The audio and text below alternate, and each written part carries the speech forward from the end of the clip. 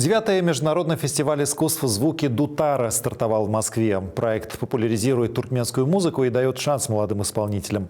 На первом концерте сезона побывал Андрей Яганов.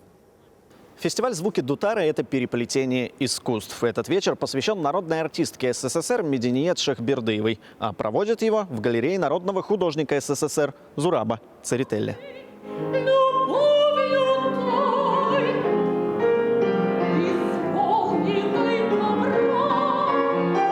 Мединиет Шехбердыеву называли туркменским соловьем. Ее голос вдохновил множество композиторов. Одним из них был создатель этого фестиваля Мамед Гусейнов. Она стала исполнительницей более 500 произведений, премьер. Наше сотворчество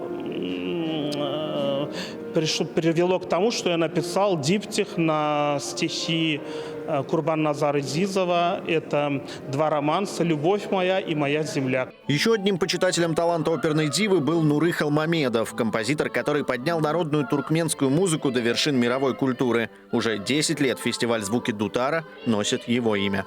Когда начинает исполняться народная песня, или народный танец, или народный напев, даже если вообще вы не любитель народной музыки, что-то все равно трогает, потому что это исконное.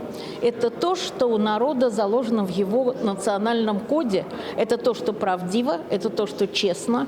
Лауреатами фестиваля уже стали десятки музыкантов и певцов из разных стран, от восходящих талантов до известных исполнителей. Фестиваль «Звуки Дутара», он объединяет, раскрывает и показывает многогранность культуры постсоветского пространства. Он показывает, обогащает, он просвещает в первую очередь.